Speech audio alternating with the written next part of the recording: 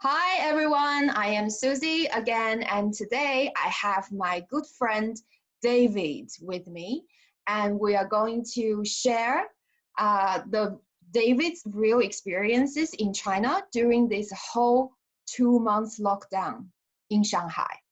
Okay, David, would you like to introduce yourself a little bit? Hi, Susie. So I am David.ammerschlaeger. I am a German and French national.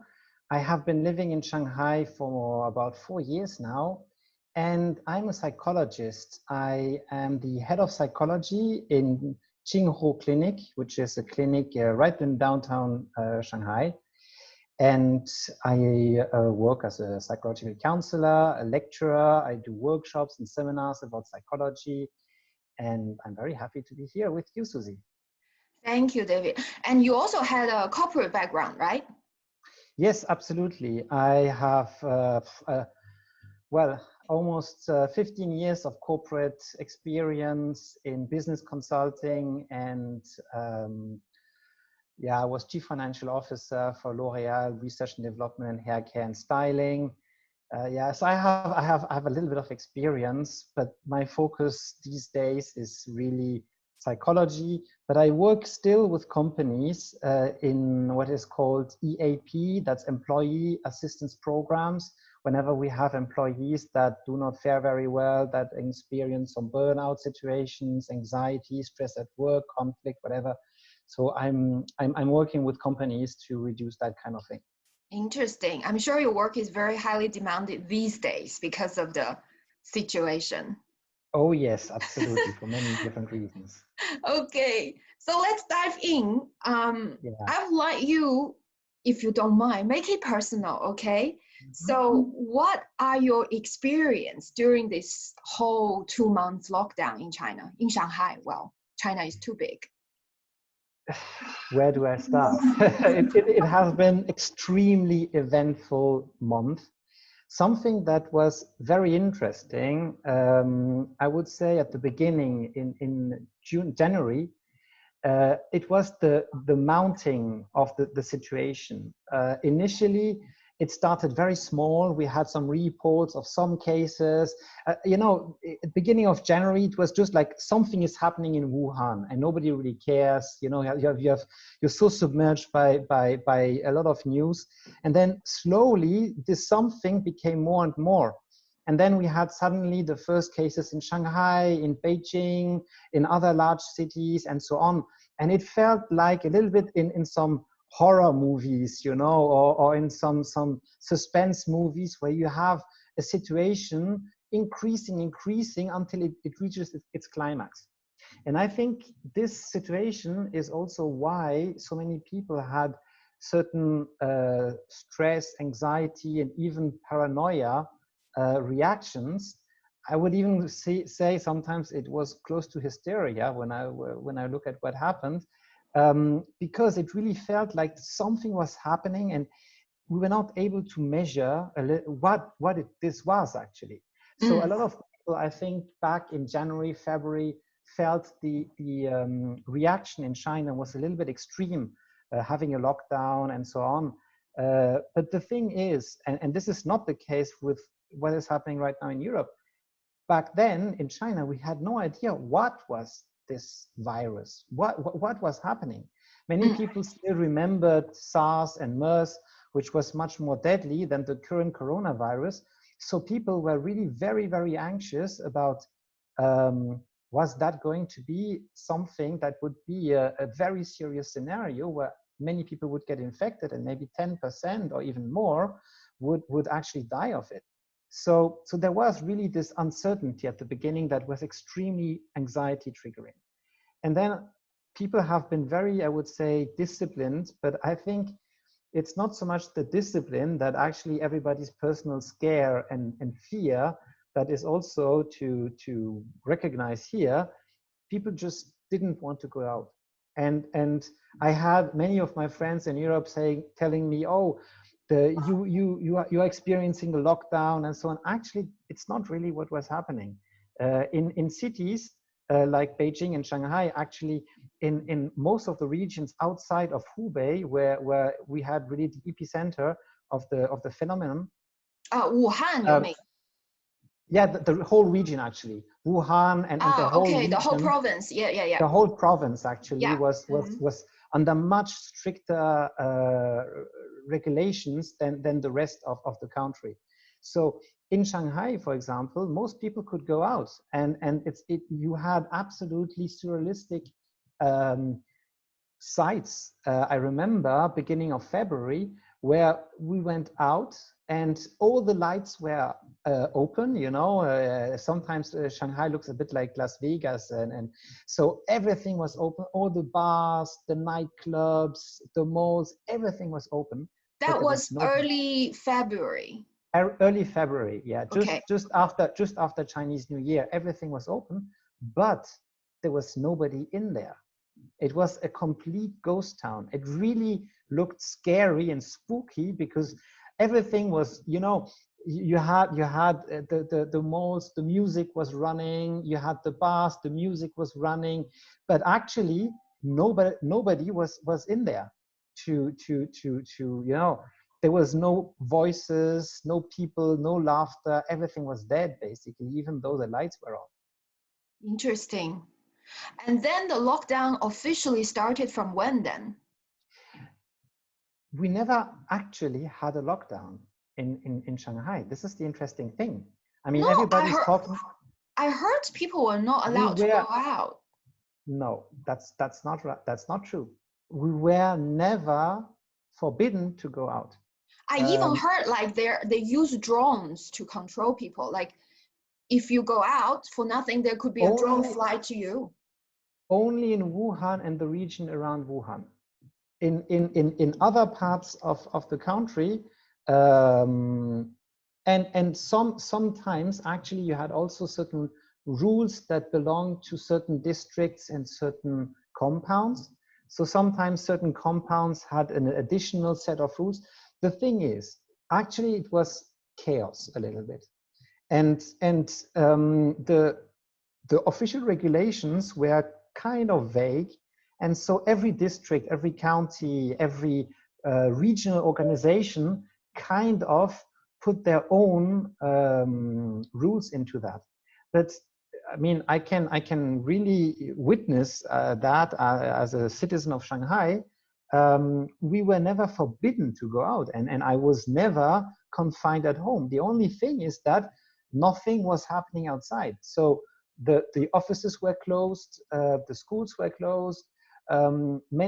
Progressively over February, many bars and nightclubs and restaurants closed as well, but not because they were not allowed to open, mainly because there was no business and it was too expensive for them to actually have employees and waitresses and so on and cooks to pay for. But I would say the lockdown that you're experiencing in Europe, in many countries, is much stricter than what we had in China, in Shanghai, and in Beijing. Wow. So, but I have to say the effect was pretty much the same. And this is where I understand, you know, Chinese people are much more, I would say, probably disciplined than European people. So when the government and everybody was saying, stay at home, don't go out, I think a lot of people were scared to go out. I know that for a fact, many people were just too afraid to go out. And there was also a lot of weird information that the virus would spread through the air. So many people thought that as soon as you would get out, you would immediately get infected. And so basically, people were just too scared to go out. But you totally could go out. Now, in many European countries, this is my perception of the European news, you cannot go out, or you need certain certificates or whatever. Yeah, there are police on the street. They can find you. Exactly. So this was never the case in China. I went to see friends. I was several times out. I wasn't out that much, but I was out at least once or twice per week, at least, more than that even, to go out. And I was never stopped by any policeman, anybody. You could even go out without a mask. Nowadays, it's a little bit more tricky because everybody's having a mask. So now you have some sort of social pressure, you know. If you go out without a mask, people would just look at you and stare at you like, what are you doing? You're endangering everybody or something like that. But it's more like a social pressure. You know, it's interesting you say that, but it's very interesting because now it seems like the worldwide things like the Chinese government has implemented this strict lockdown.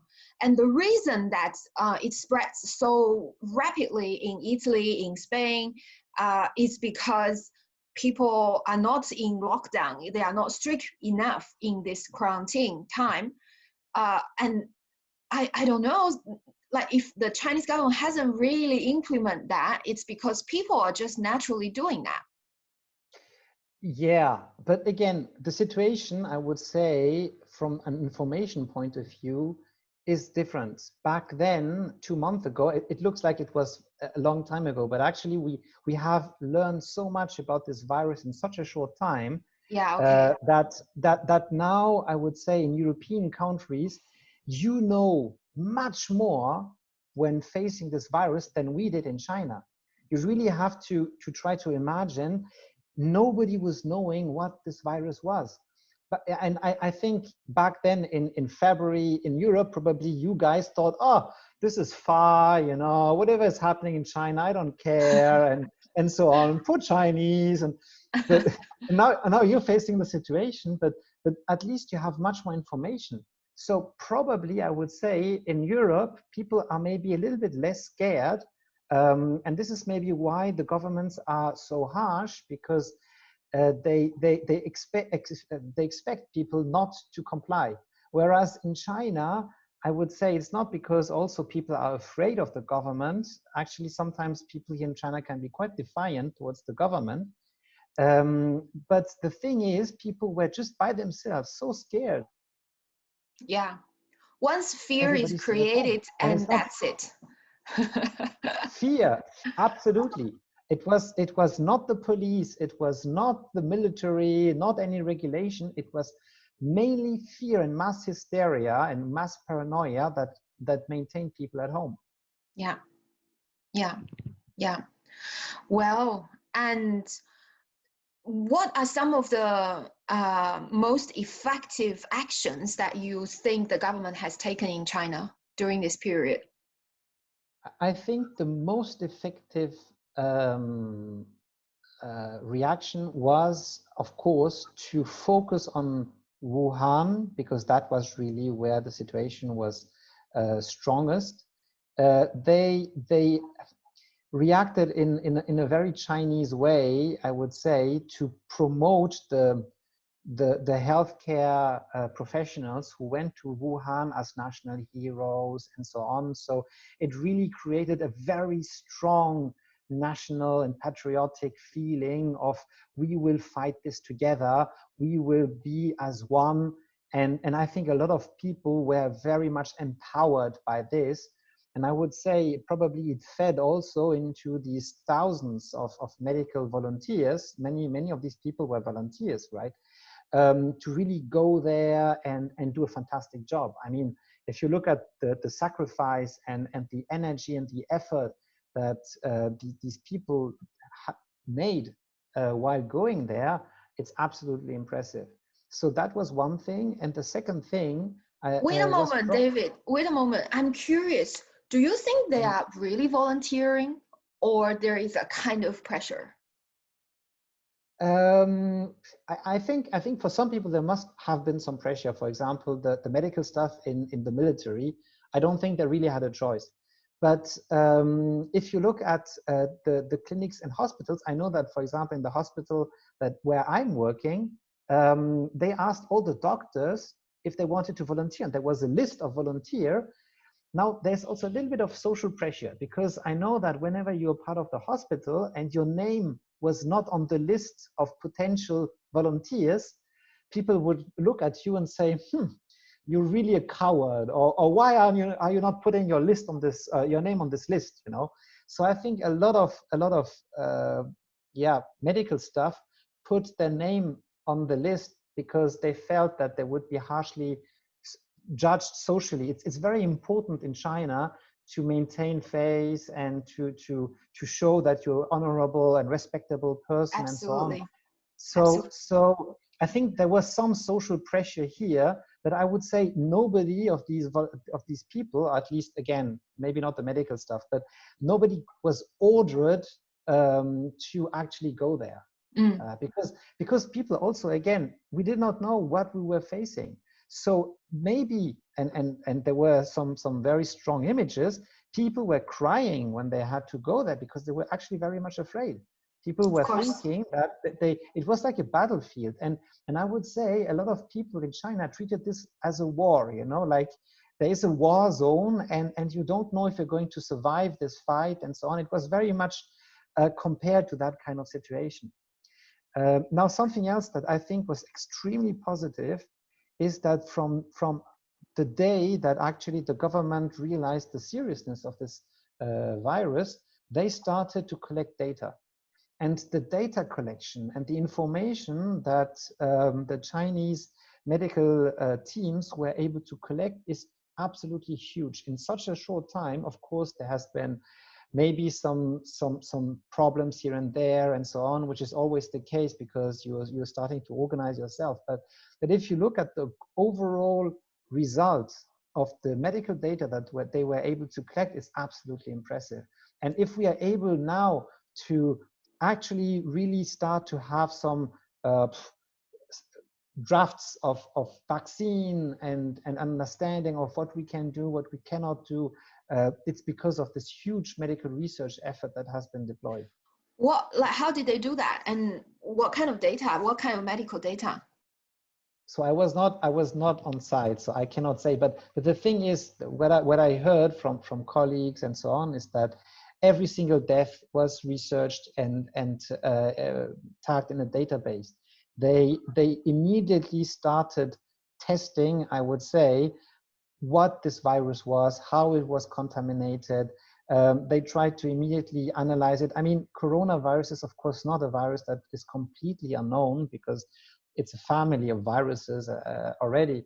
But very quickly they tried to sequence its DNA and to understand how it was working and all the different things. So again, I'm not a medical doctor. I don't want to go into the things that I don't know for a fact and for sure but I know from my colleagues that the effort was absolutely huge for every patient, every death, which was really registered and analyzed and so on. I see. I also heard that wherever you go, they will ask you to scan something from your phone, and then they can know immediately where you have been. Is this true? Okay, so this is something that is very, very recent. This has only started about 1 week ago. So yeah, but there's different systems. So again, I think there's a lot of simplification going on in Europe. You have different systems actually of saying whether you are green or not. So what is green or not? What they want to measure is if you have been abroad, yes or no. So they have two ways to see that. Mainly, one is by your by immigration, basically, and the second way is on your phone. You have on actually it's a WeChat application from the phone company, and it's also on Alipay actually, where they are looking at your phone information. It's not your GPS. Many people think that it's the GPS. It's not really the GPS. It's actually the phone information to see, has your phone been abroad or not? You know, in the end, a lot of people think that everybody is controlled in China and that the government knows exactly where we are, what we do, and so on. This is, maybe possible in certain cases, but the thing is, there's so many people in China. It is so much information. They're not able to process all this information. So it's not like they know exactly who has been where and so on. I know that, for example, there is this application that is supposed to tell you if people that have been abroad, or if infected people live nearby or something like that. But even that is also very incomplete, basically, because it's just relying on certain data, which is for the information provided to hospitals and so on. So I think people in Europe think that this social control is much, much too powerful than it actually is. It's not that powerful. It doesn't work that way. You know, I personally think nowadays with this big data stuff, you know, like we have our smartphones, we have our computers, the 5G everywhere, is like we are all monitored. We are all monitored. And Absolutely. it's not just in China. And the fact that in China, Chinese government didn't allow Google, YouTube, Facebook, this thing to be in China is because of the data. It's like China doesn't want to give away the big data to America. It's like right now it's just America and China has all these data. Europe doesn't, because all the data belongs to America. Absolutely. You know, if you interface your phone and your GPS with Facebook, basically Facebook knows exactly where you are. Yeah. So it's very much the same. And anyway, we can talk about this for hours, but the thing is, and I was actually talking with an IT specialist from the consulate about these things.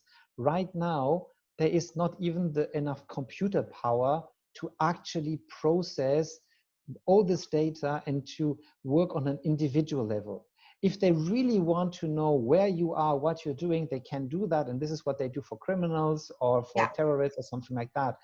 But for the normal citizen like me and you, actually, they don't really care. You know, nobody really cares. We are not important enough. We are not important or dangerous enough to interest anybody. So it's nothing like that.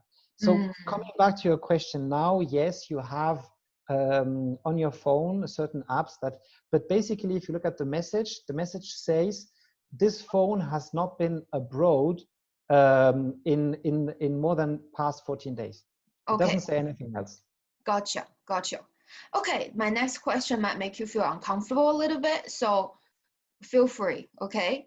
So are there something you personally don't agree with that was going on in China during this whole lockdown period? I think what, well, agree is a big term, because the thing is, I'm not qualified to actually give a really precise opinion on what was happening. And you know, China is so vast. I don't know everything that was going on. So, but some things that shocked me, especially as a psychologist, in China, was certain excesses. So you got certain situations where there was a strong abuse of power from certain things. And for example, in certain compounds, at some point, there was a kind of information that the coronavirus could be spread through animals. So certain compounds asked the inhabitants to dispose of their pets. No. Yeah. No. So you had situations. So of course the owners did not want to dispose of their pets, so they were kind of hiding them at home. But then some other neighbors were actually telling the compound security that they were hiding the pets. I mean, I think there was some pretty nasty stuff going on in certain cases. Again, this is really some exceptional cases, right? But it's very heartbroken. It's like I have tears. Like it's heartbroken. Yeah, but for example, there was other situations where people were just meeting for having a game amongst friends, and suddenly the security saw that, and the people got beaten up because they were just gathering amongst friends, and they said, you cannot do this. So the thing is, whenever you give certain people a certain amount of power and fear, you know, power and fear, they nurture the worst parts of human beings. And that's where you really can have abuse.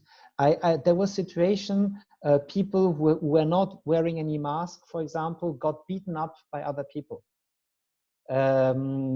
So this kind of mobbing and public shaming and so on, that's the excesses. And that's public shaming is it's my personal experience also when I lived in China. It is something there. I can say it with my own experience as well. Yes, because it's a, you know, in Europe we have a culture of punishing. So whenever you do something badly, police will arrest you and you get punished. But in China, it's a culture of shaming. Yeah. Not so much punishing, but shaming. Shaming, yes. So shaming will be actually a kind of punishment. Yeah. But anyway, but again, also, I need to make this clear, it's not the government's doing.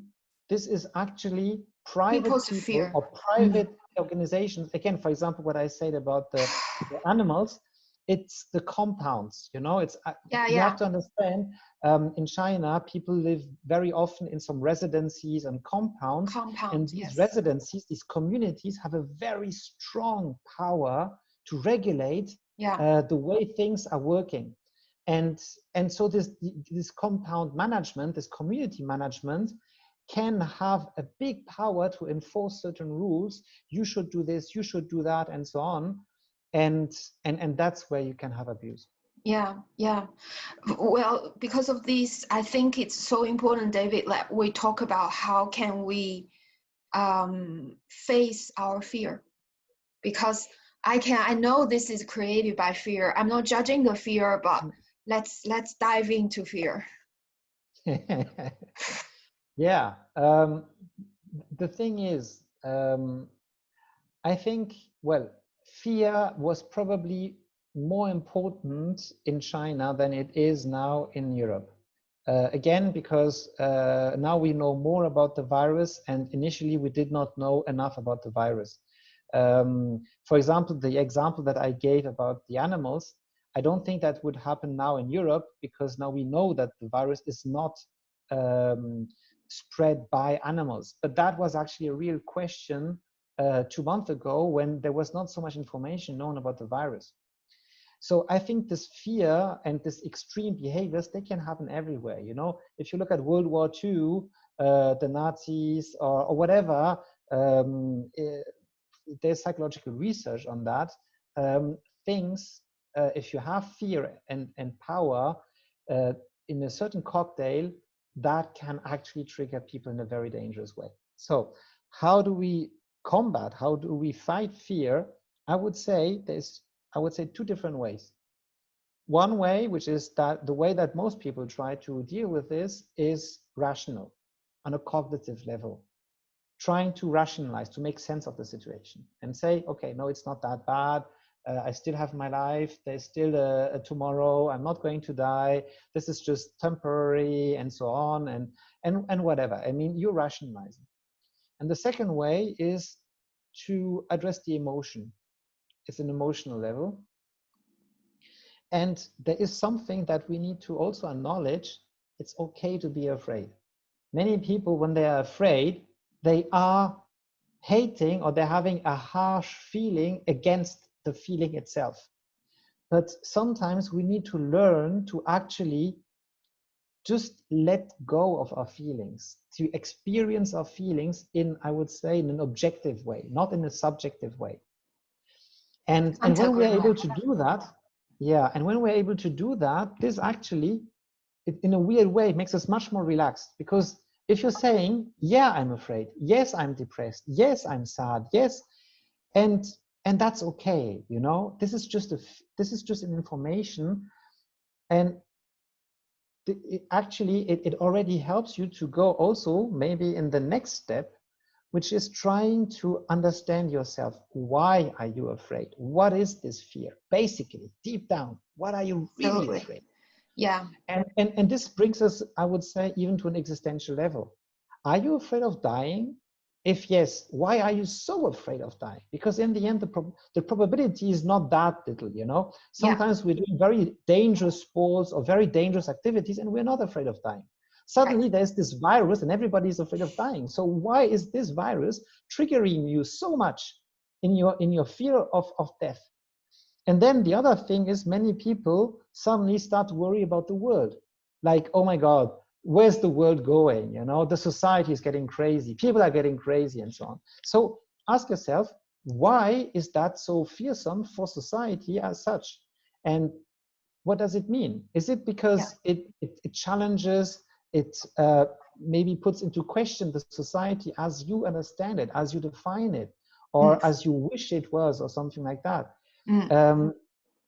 So I would say there's many other questions that you can go into, and once you have acknowledged this feeling that you have, it might be fear, it might be other things actually, then actually it brings you into a position where you are ready to dive into this deeper level of analysis.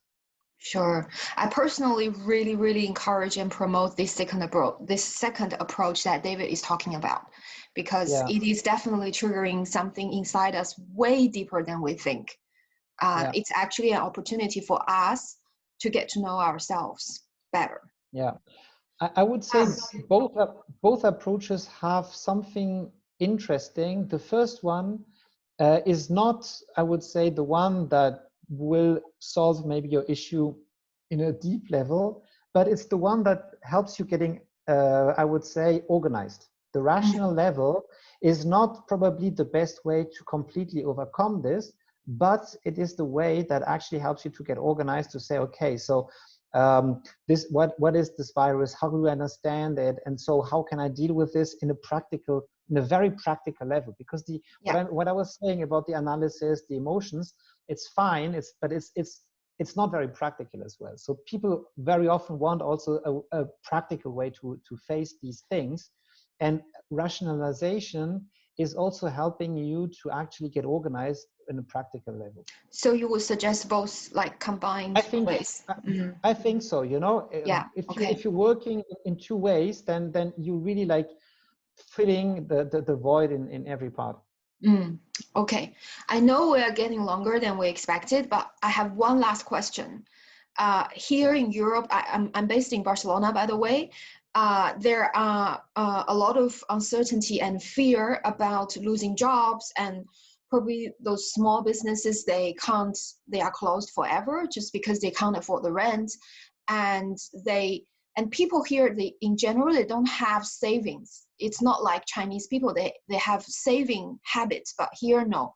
So a lot of people actually get into real financial trouble, and there is just a lot of uncertainty going on right now.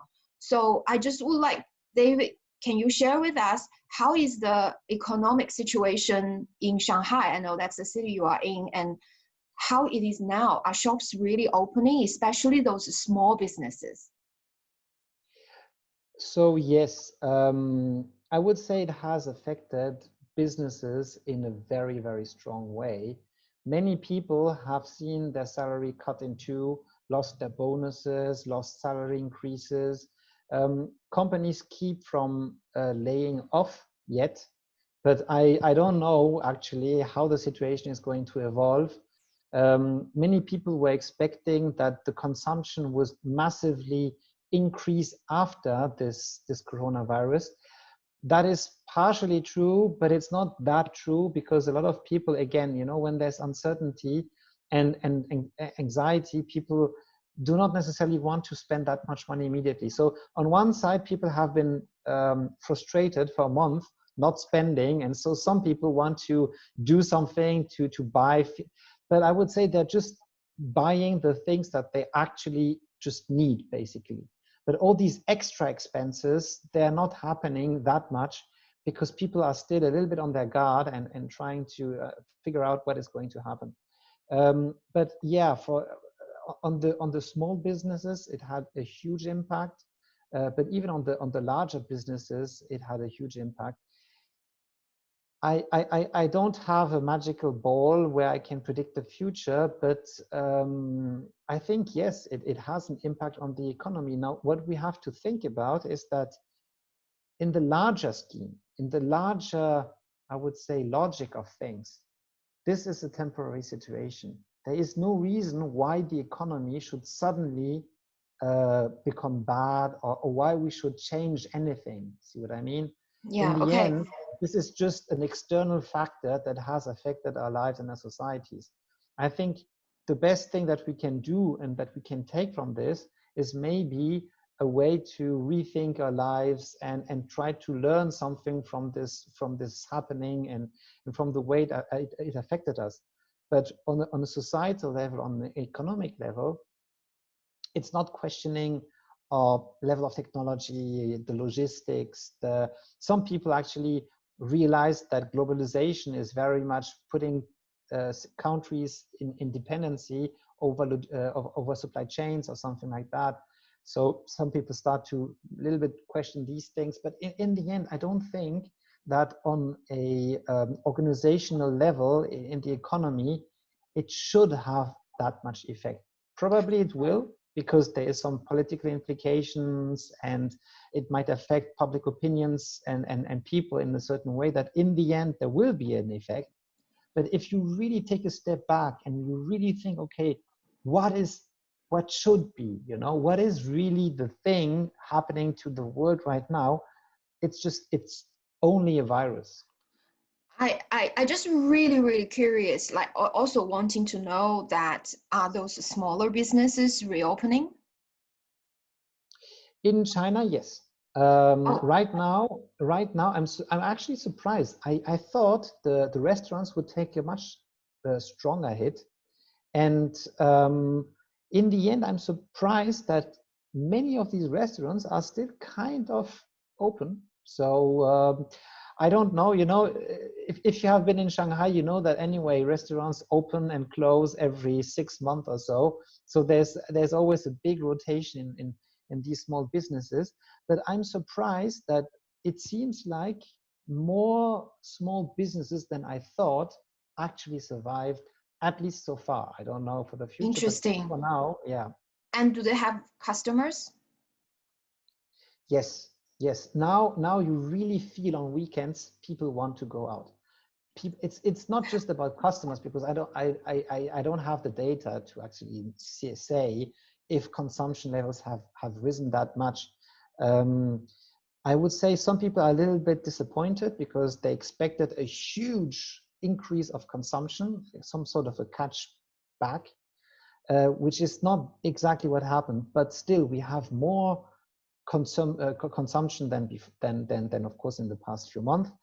And people are out. If you go now in the streets on the weekends, now we start to really feel the spring coming up. The weather is really nice, so people are just in the streets and parks again, and nice. they need that. You really feel that people take in every breath, the fresh air that they can get, because they really were. I'm sure this summer in Europe, nobody will stay home. Nobody. I guess so. People will probably sleep on the beach. Yes, I guess so. Okay, thank you so much, David. We're way over time. And just for everyone who is watching this, David also wrote an article about how to get over this period. And also there is a link for the interview with what's the channel called? On TV, International Channel of Shanghai. Yeah. Yeah, and I will be back on for a TV interview on Wednesday. So okay, I don't know if I'm going to have that link, but I at least have these 2 links, and I'm going to post it below. Okay. So thank you for watching, and I will see you next time. Thank you, David. Thank you.